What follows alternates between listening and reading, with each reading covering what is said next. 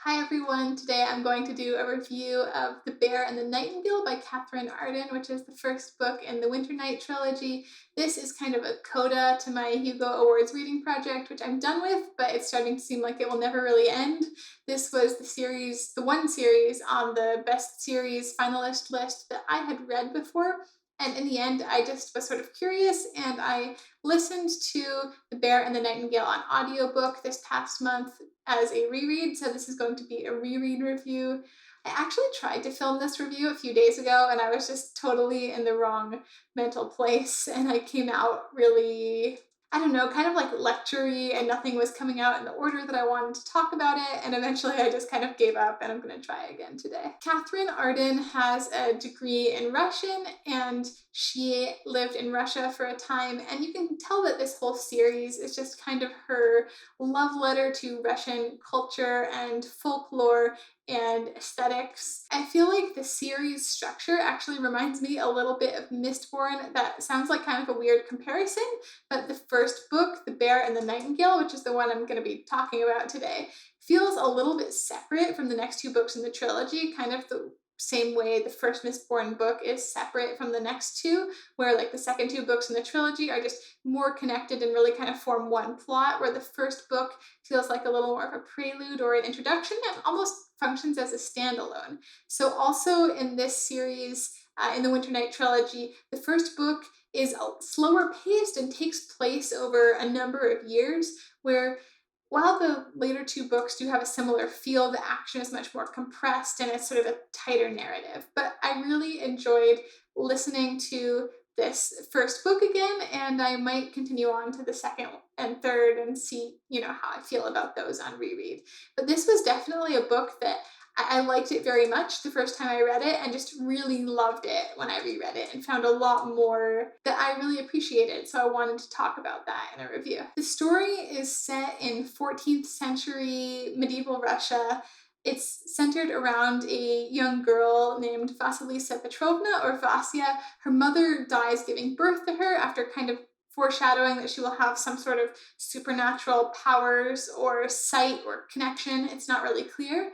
And Vasya grows up with her father and her siblings, and eventually her not very nice stepmother, and she can see all sorts of spirits and creatures from folklore. This is still a time where the Christian church it's very much on the rise in Russia, but there's still a lot of old folk beliefs. So the main conflict of the book is kind of this conflict between the rising Christianity and the old ways. And because Vasya is very much affiliated with these creatures and spirits that she has grown up sort of befriending and alongside, she becomes drawn into that conflict because of her special abilities. This isn't really a fairy tale retelling, although it has a lot of fairy tale elements.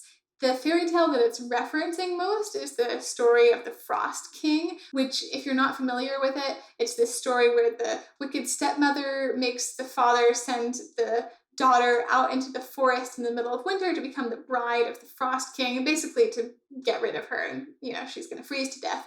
But instead, the Frost King is impressed by the girl's bravery and takes pity on her and lets her live and sends her back with this rich dowry so she can get married and live happily ever after. And then the stepmother sends her own daughter out to do the same thing, but of course the wicked stepsister is, ungrateful and not brave and ends up freezing to death. So that this is not a retelling of that story. This fairy tale even gets told basically in the prologue of the entire book, but it's sort of a key story that's getting referenced in The Bear and the Nightingale. It kind of bothers me sometimes when people say that things are retellings when they are just drawing on elements of folklore. I really like retellings sometimes, but to me, having a story that weaves all these different elements and kind of turns it into something new is even more exciting. And that's kind of what Katherine Arden does here. She's using a lot of things from traditional Russian folklore, but a lot of it is also stuff that she has sort of invented or interspersed.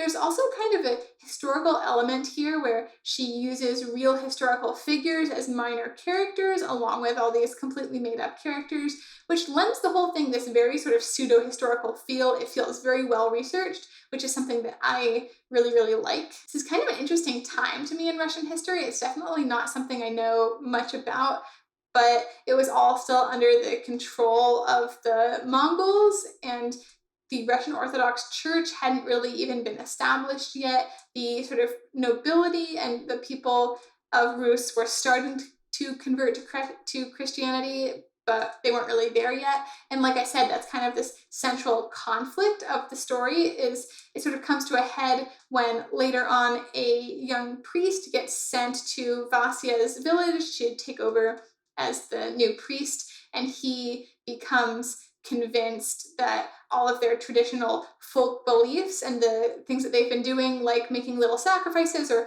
leaving milk out for household spirits, things like that, that those are all demonic and need to be abolished. And he sort of accidentally gets drawn into this ancient conflict that has nothing to do with Christianity. It's between some of the forces of like the old gods, where you have Morozko, the Frost King, basically, who is death and frost and winter, and then his brother, who's actually the more evil one, the bear from the title, Medved, who has been sort of imprisoned asleep, and Medved is sort of starting to escape his imprisonment, and if he does, a lot of really bad things are going to happen. The setting of the story also has a really strong feel. Most of the action, or not so much action, takes place in this very remote northern village. You really get a feeling for what the way of life at this time was, where, you know, there's winter for so much of the year that even the noble family that is in charge of these lands has to worry about having enough to eat and starving to death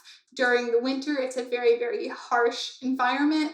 And I think just reading this book, although it's short, you really feel what that lifestyle and way of life is like.